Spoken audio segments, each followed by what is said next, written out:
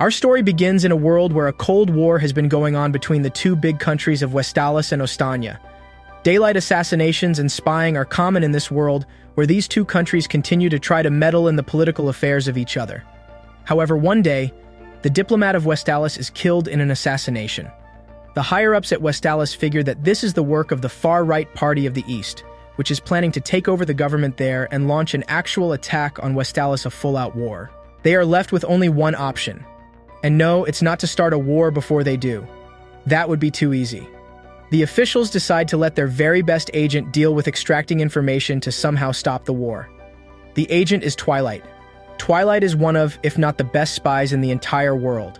His reputation exceeds himself as the master of disguise. His spying skills are unmatched as well.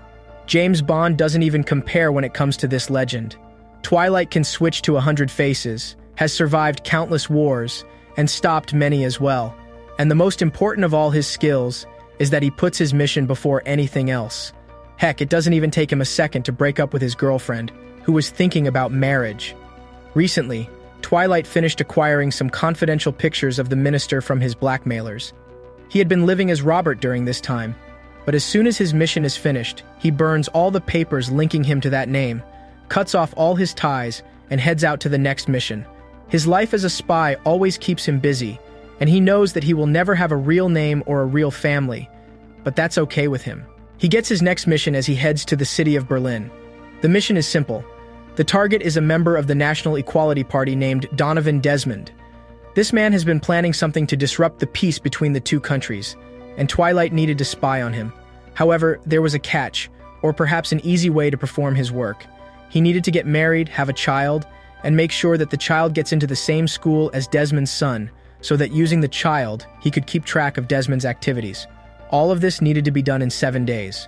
No matter the skills Twilight may have, having a child in 7 days is definitely not an easy task. However, the higher-ups are confident in Twilight's skills, and besides, the fate of the entire country depends on the success of the mission. Twilight is a bit anxious at first, but collects himself and begins his impossible mission. Once he reaches the city of Berlin in Ostania, Twilight takes the name of Lloyd Forger, a psychiatrist, and gets himself a house for his soon-to-be family, a family he is yet to acquire. After finishing with the paperwork for his house, Lloyd heads straight to the orphanage to get himself a child. He visits an underground orphanage that has little to no track record with the government. The children there are in awful condition, and Lloyd can't help but notice the caretaker's drunk nature. The man takes Lloyd to the so-called smartest kid in the orphanage, Anya.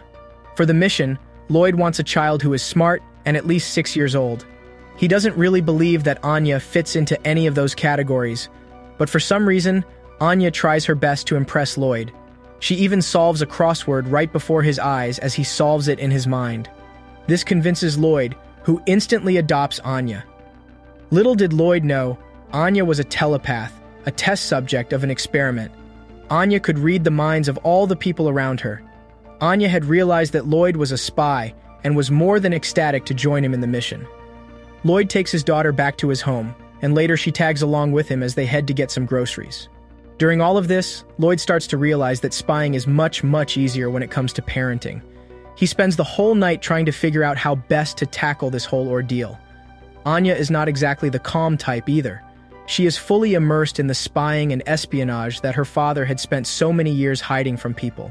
She tries to follow him around every time he tries to head out, enjoying the thrill of her father finding her location every single time. Lloyd somehow manages to lock her up and heads to the one contact that he has from Westalis that also lives in Ostania, Frankie Franklin. Franklin sets him up with information regarding Anya's past.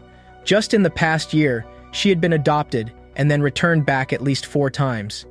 Back at home, Anya manages to stumble upon Lloyd's contact briefcase and sends a random signal that is intercepted by the same people from whom Lloyd had taken the minister's pictures. Their leader, Edgar, immediately recognizes that this is a signal from the east and sends his men to capture or kill him. They take Anya captive just in case.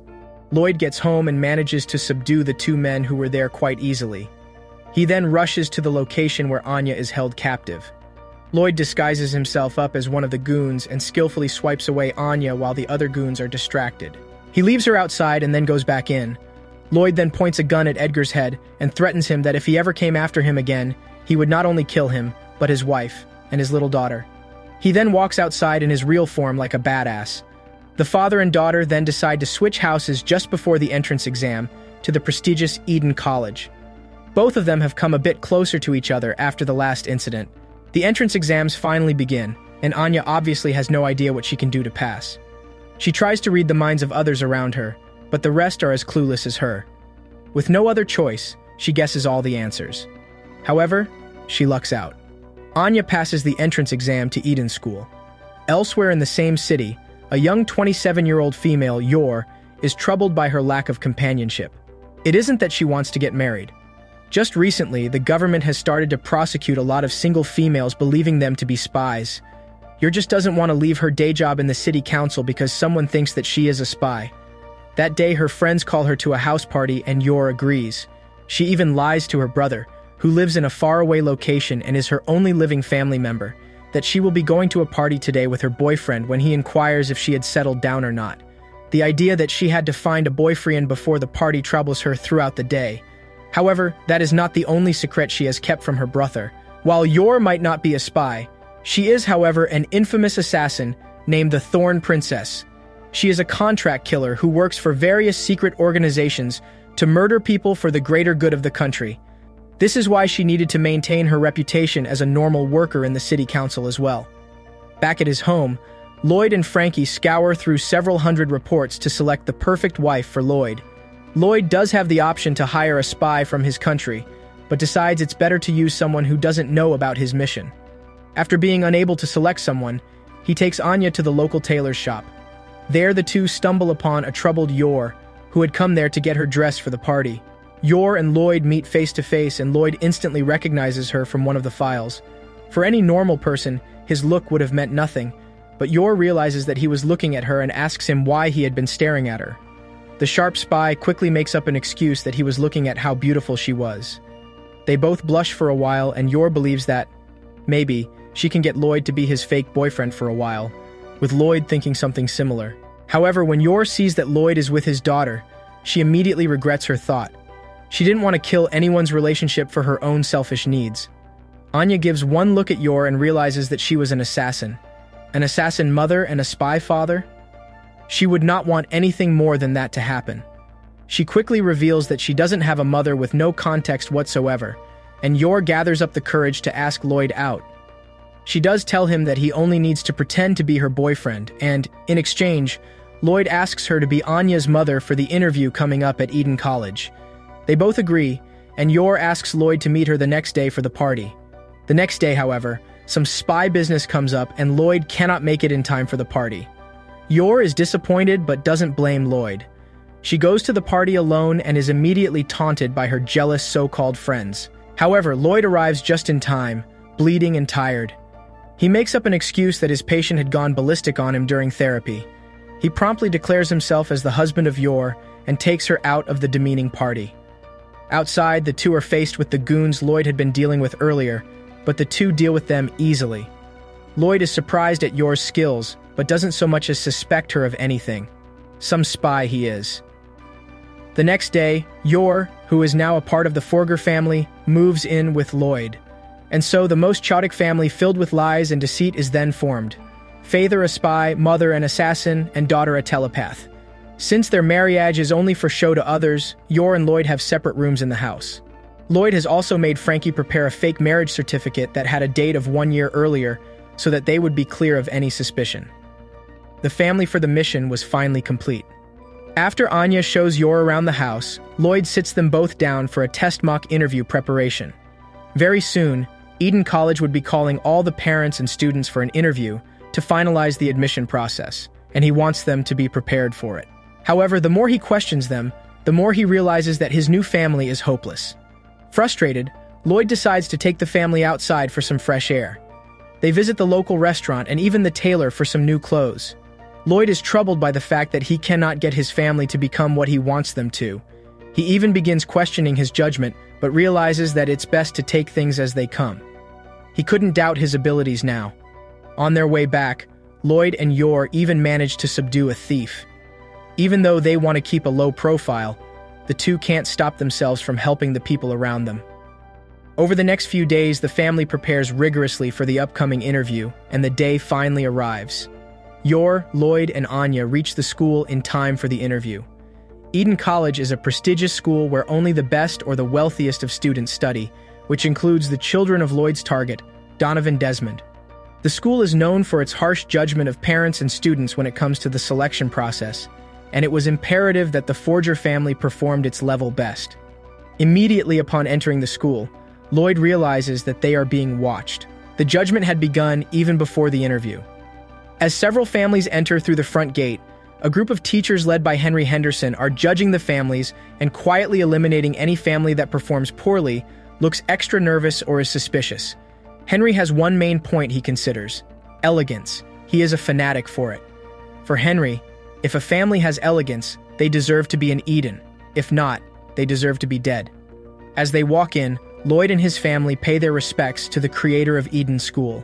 Henderson notices their elegance and immediately calls for his fellow teachers to pull up Anya's file. He looks at the awful handwriting and the test papers she had given in, which she had barely passed. Henry is disappointed at his earlier judgment and quickly makes up an arrangement to make sure the family's folly is discovered. First, a child stuck in the gutter asks for Lloyd's help and ruins all of his clothes, but the family has come prepared with a spare pair of clothes. What elegance is all that Henry can think of, but he isn't convinced yet. He then releases all the animals and sends them directly their way, which Lloyd and Yor again deal with quite quickly. Their clothes are once again dirty, but there is nothing to fear. The Forgers have not one but 2 pairs of extra clothing. At this point, Henry is weirdly aroused somehow by the amount of elegance he sees in the family. The first part of the test was over, and Lloyd can't be more relieved. He had saved entire nations, thousands of people, and stopped nukes, and yet he believes that the last few minutes were the most stressful moments of his life. However, everything was going on as planned. At this rate, Anya would be enrolled in the school without a doubt. The actual interview then starts, but it doesn't turn out to be as Lloyd has expected. He knew that Swan, one of the interviewers, was going to cause some trouble with the questions, but he hadn't expected him to lose control over it. When Swan starts berating Anya and his new wife, Yor, for some reason, Lloyd cannot control it. Lloyd, aka Twilight, who has always kept his job before anything else, suddenly felt a sense of responsibility towards them. He loses his cool and slams the desk before them so hard that it breaks. He excuses himself and leaves along with his family. When they reach home, though, the realization hits. Lloyd's whole plan was now in jeopardy. The whole family is distraught. They all know that there is little hope that Anya will get into the school now, and yet they lie to themselves that perhaps everything will be all right. No one can believe what had just happened, especially Lloyd, who had thought that he could have never been the cause of his own demise. Regardless, the family tries to convince each other that Anya will get admission into Eden School. Thank you for watching. If you enjoyed this video and want to see a part 2, then leave a comment. Also, don't forget to like and subscribe if you want to see more content like this. Take care.